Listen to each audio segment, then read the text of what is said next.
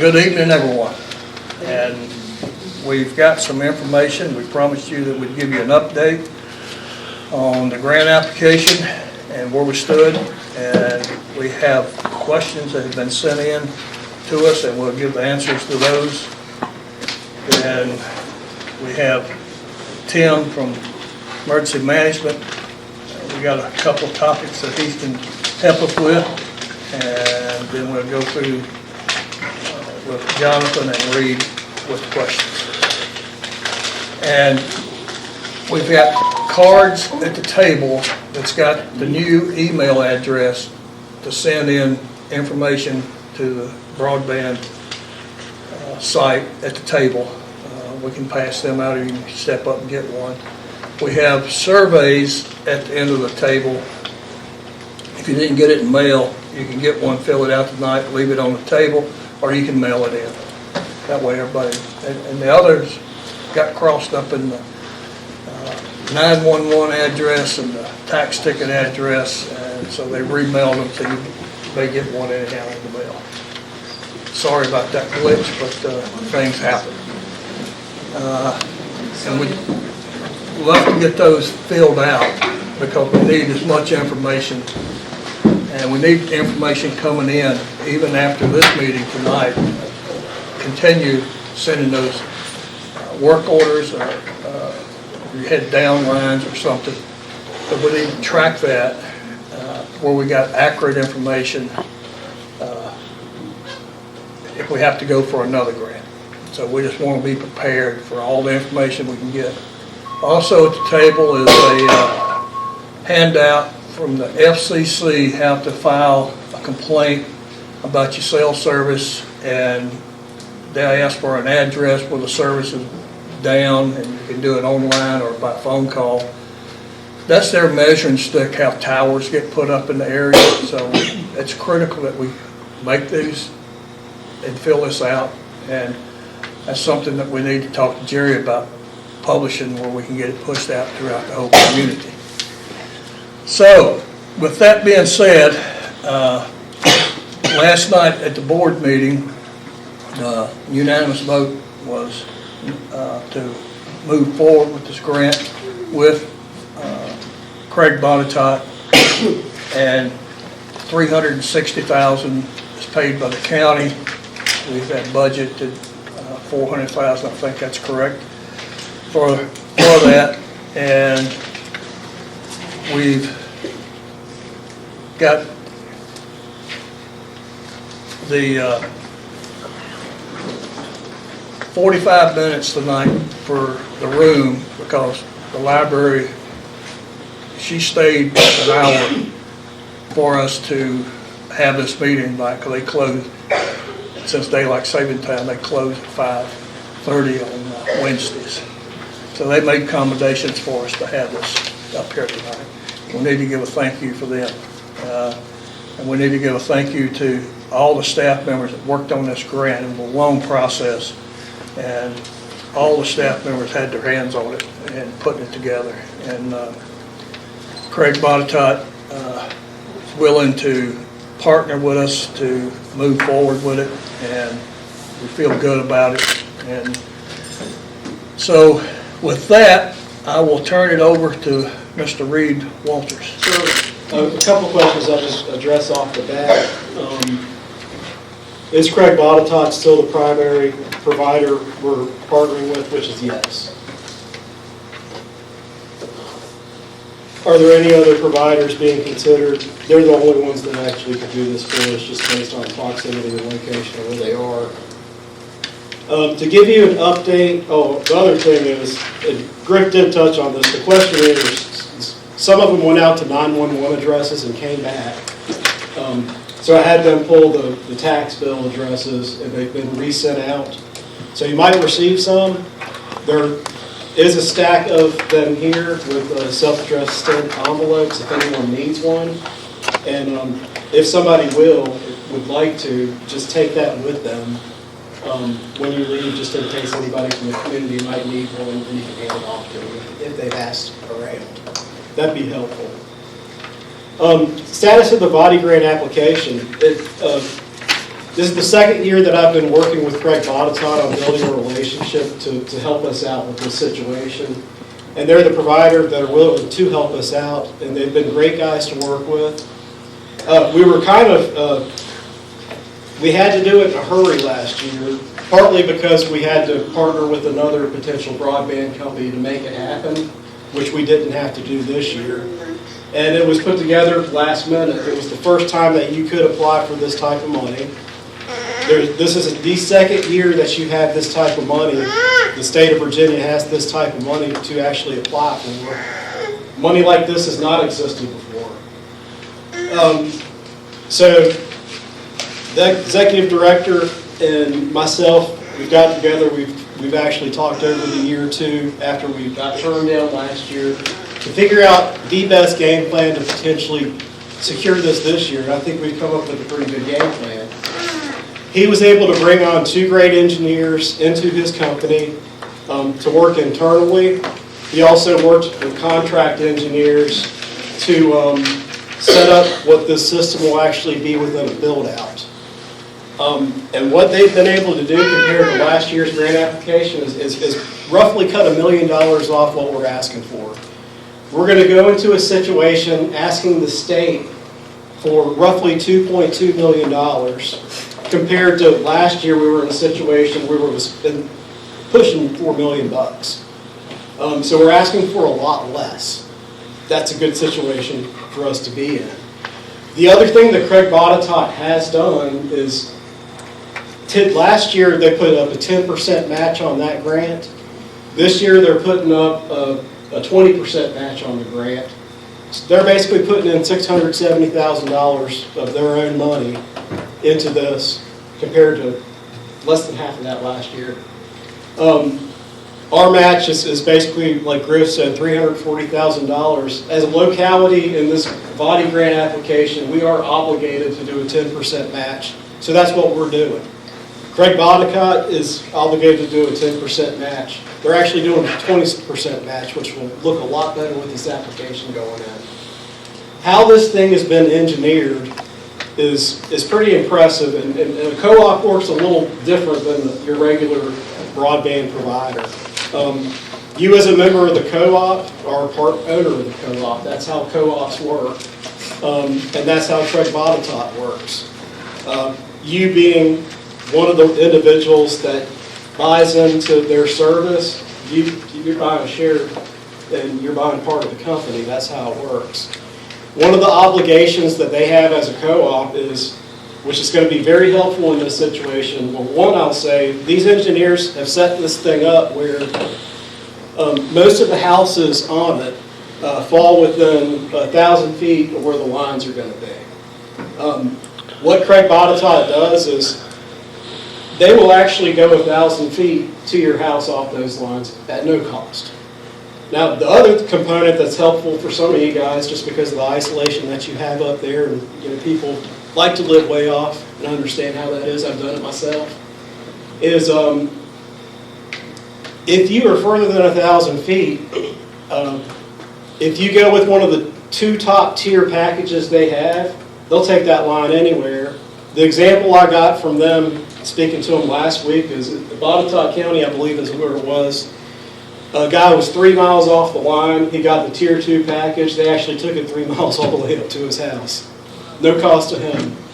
So that's how, it gives you an idea of the partnership that you can develop with a co-op like this. I think we're working with the right people here. So we've cut the cost off that grant application. We've got a very good provider that we're working with.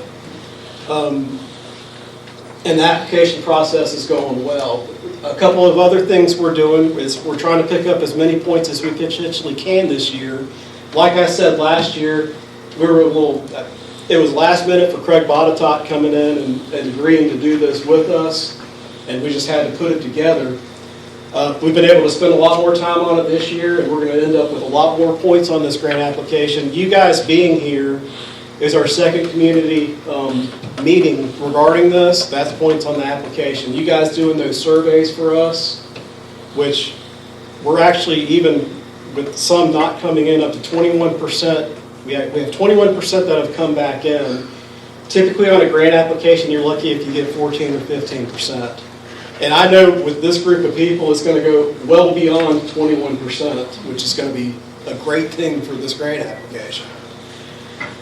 What we're doing is, of course, regardless of the dates that you had on that initial application, I put a lapse on there. We're not going to be submitting this until December 15th. So if you know anybody that needs to potentially get some of these forms into us, they have time to do it. And like I said, somebody please take that stack with them and spread them out if they need to spread out if someone didn't get them, but we've tried to get them to everybody. Craig Botetourt, their board met yesterday afternoon, and they adopted the proposal for us to do this. And of course, like Griff said, it kind of timed like that. We passed the proposal last night to move forward with it. That points on the application also for us. So everything's moving in a great direction. And everything's going to be ready by the 15th for us to submit. Craig Botetourt's actually coming to the office tomorrow to meet with Jonathan, Melissa, Suzanne, and myself for us just to go through and see what else we can do to pick up some more things on this and just kind of go through the final steps and what we're putting together to submit. Compared to last year, we got a good shot at it, especially with just a roughly $2.3 million ask. That is a drop in the bucket when it comes to broadband money.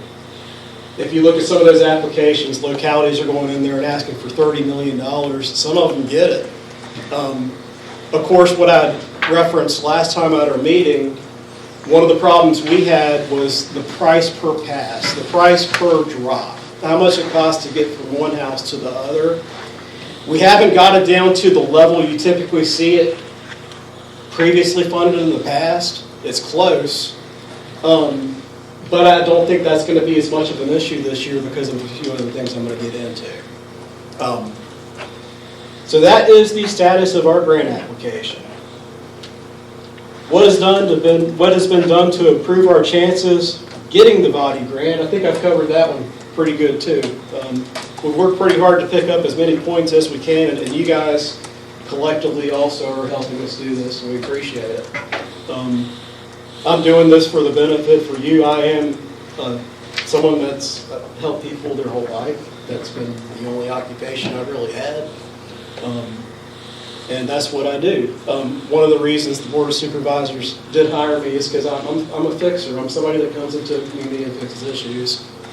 And this is one of the issues that I was made aware of right at the beginning, and I started to work on it. And I think going through this process, it'll take a little bit of time. We're going to resolve this issue and get it done, and this is our shot at getting it done.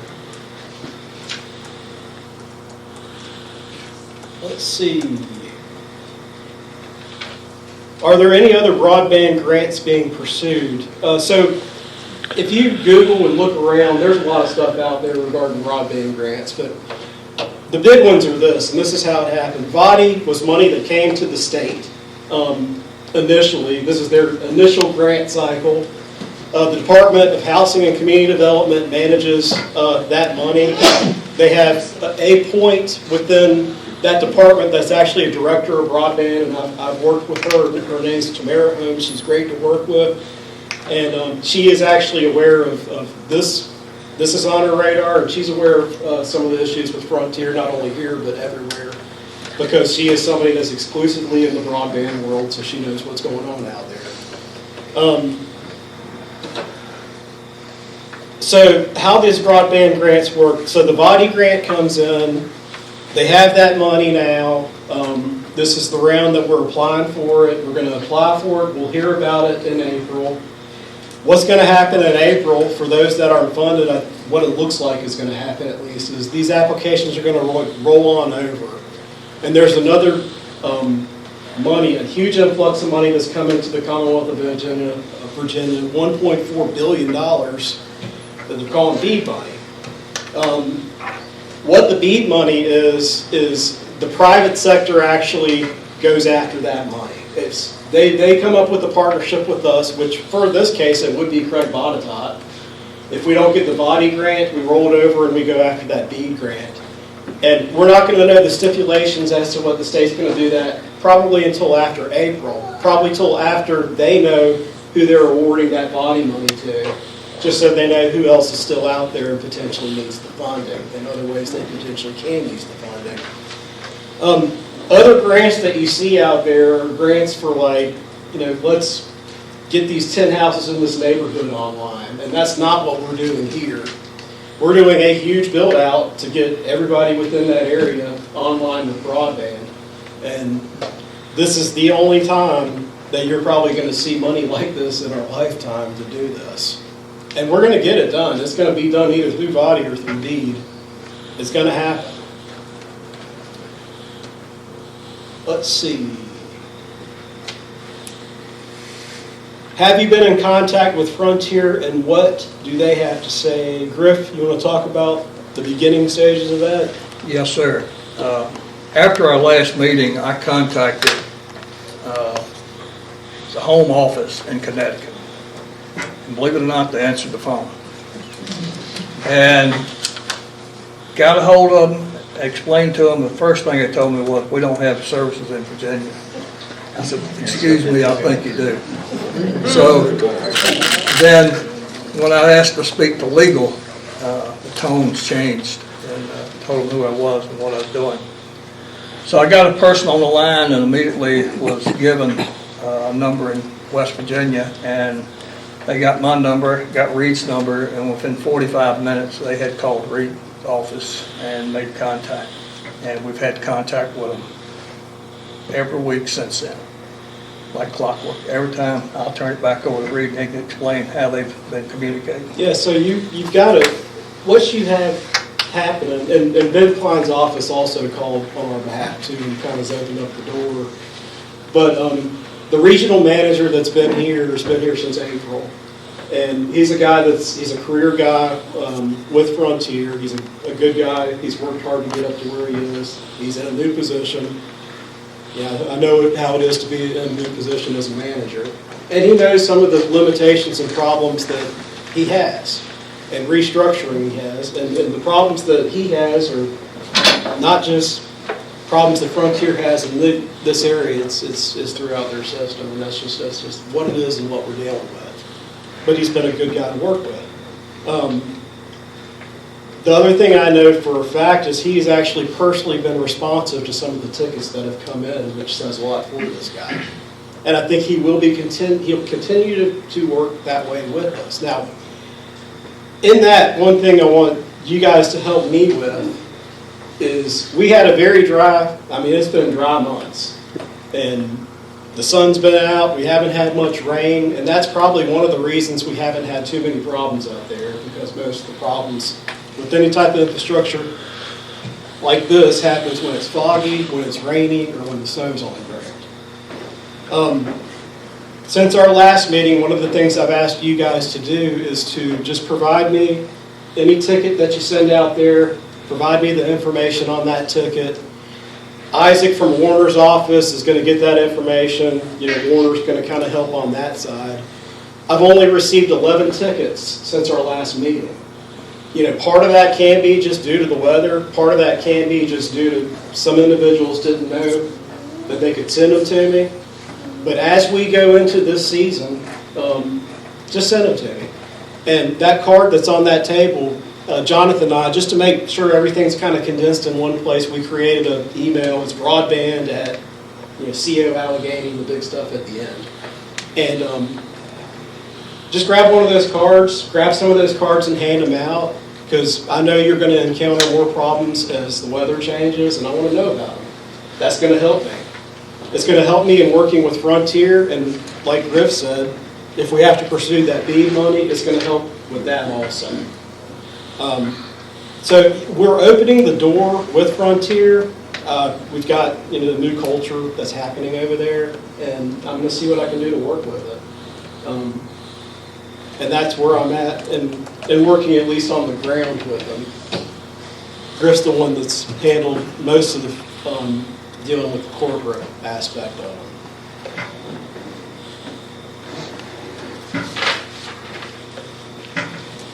Any information on legal aspect concerning Frontier, I can't really address that in a public setting, but our attorney and I have a few things going on with that.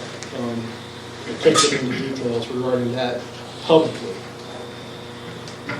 Anything new on cell service capabilities? During last meeting, Mr. Griffith said he would look into possible hotspots. Griff, you want to update him on that one? Yes, that's, we've looked into it, and with the mountain terrain, the hotspots, the envelope would be real small. It's not about the cost, it's just the efficiency of the hotspots. You would still have to drive to a parking lot to use these units. And if it gets pushed to shove, we can do it, but it's not convenient for people. And, you know, we need input back from you guys. And the cost is pretty substantial, that if you're not going to get the service, I mean, that's pretty. I was hoping we could use what they did in Fairfax, so I mentioned it. But Fairfax terrain is just rolling hills and flat, and so their envelope goes broader. But they still had to use, when I talked to them, parking lots, and they had to put them on school property in different places, and they were able to cover some of the homes. But once it got out of that envelope, they had to come to the parking lot and do it. And we try and make it convenient for everybody and not complicated. But we're still looking to see if there's other avenues. There's a number of things out there. They've got one that's, we even bought one to try it out, and it won't work inside. So, and you have to be outdoors. And you don't know exactly where it's going when you hit the SOS button. You don't know if it's going to West Virginia 911, or if it's going to Covington, or if it's going to Craig County or whatever. So we don't feel comfortable using that, because we don't want to put something out there that gives people false hope. And so that's where we're at. And that's pretty well where we're at on that.